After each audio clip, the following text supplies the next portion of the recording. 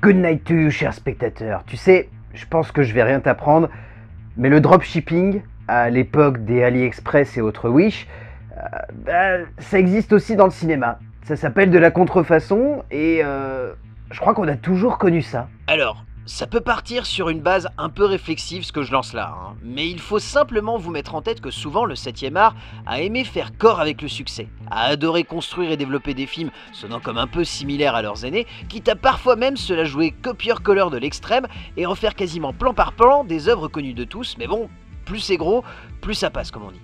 Cela donnant lieu parfois à de simples titres qui vendent très bien la marchandise, sauf une fois qu'on l'a vu. Cela a pu également se faire par le biais de longs métrages cherchant ouvertement à refaire exactement la même chose, et cela passe aussi parfois par une idée assez folle, presque lunaire, mais en même temps géniale, celle de faire d'un acteur l'argument de vente numéro 1 pour repomper le succès d'un autre, juste parce qu'il lui ressemble un peu. Et pour le coup, et je vous mens pas, ici on est sur du sosie français, et qui plus est assez bluffant en plus dans son genre. Imaginez, une star d'une kung-fu née à San Francisco, qui a su s'imposer comme un grand monsieur du genre de l'actionneur en peu de films, qui est mort assez tôt malheureusement et qui a engendré un peu malgré lui une sous-exploitation de son identité, donnant lieu à des films ressemblant à du Bruce Lee, sans en être. Voici donc le long métrage produit, écrit, co-réalisé, chorégraphié et interprété par Bruce Lee. Non, ce n'est pas une blague, sosie français de Bruce Lee. En plus, Bruce contre-attaque. Un monument de cinéma aussi lunaire qu'hilarant, le genre de film qui fascine par sa bêtise, par ses facilités, par son kung-fu approximatif, par ses chorégraphies souvent à côté de la plaque ou abusives par un travail du son qui fait presque mal aux oreilles. Et voici donc ce long métrage, lunaire et fantasmagorique, qui vaut clairement le coup d'œil, rien que pour imaginer qu'à une époque, un mec s'est dit que c'était une bonne idée de faire de la Bruce Exploitation avec un acteur français se donnant à fond pour ressembler à son idole. C'est une pépite de nanar, stratosphérique, et juste jubilatoire. Imaginée donc par Bruce Lee, Joseph Balasco et André Koub, en 1982, cette œuvre est un pur objet fascinant du début à la fin, que ce soit par son exécution, qui ressemble à s'y méprendre à la quasi-totalité des nanars de cette période, que ce soit dans sa mise en scène, excessive et abusive au possible, que ce soit dans ses scènes d'action merveilleuses où tout le monde est en roue libre et fait un peu n'importe quoi, tout sonne comme exagéré.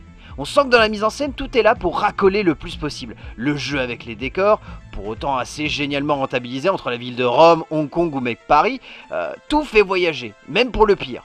Ou que ce soit dans son abus total et impérial de paire de loges durant l'ensemble du métrage, où parfois, même les réalisateurs et les cadreurs veulent plus filmer les seins que l'action. Ou que ce soit aussi dans le montage sonore, rendant chaque coup de poing ou de pied aussi percutant qu'une moissonneuse-batteuse à 2 cm de l'oreille, rarement un tel nanar n'aura cherché à donner du plaisir au spectateur avec cette sensation juste folle de voir un acteur s'amuser avec une pléthore de possibilités d'amusement autour de lui. Si le film est mauvais, en tout cas il l'est avec le cœur et pour notre plus grand plaisir coupable. Car Bruce Lee est fantastique.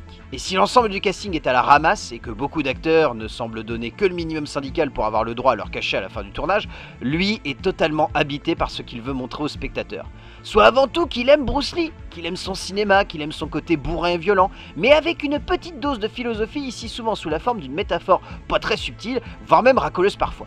Si vous aimez la bagarre, si vous aimez les scènes d'action approximatives, si vous aimez les acteurs qui en font des caisses, qui soient complètement perdus face à la caméra, si vous aimez les caméos de légende des années 80, que je ne vais pas vous révéler bien évidemment ici, pour votre plus grand bonheur, et surtout si vous aimez les femmes à poil pour rien et de manière gratuite, allez mater cette perle du genre, ce nanar stratosphérique, cette perle déjantée et allumée, qui ne manquera pas de divertir vos amis et de vous faire hurler de rire du début à sa fin. Un pur bonheur de baston, d'humour et de nichon.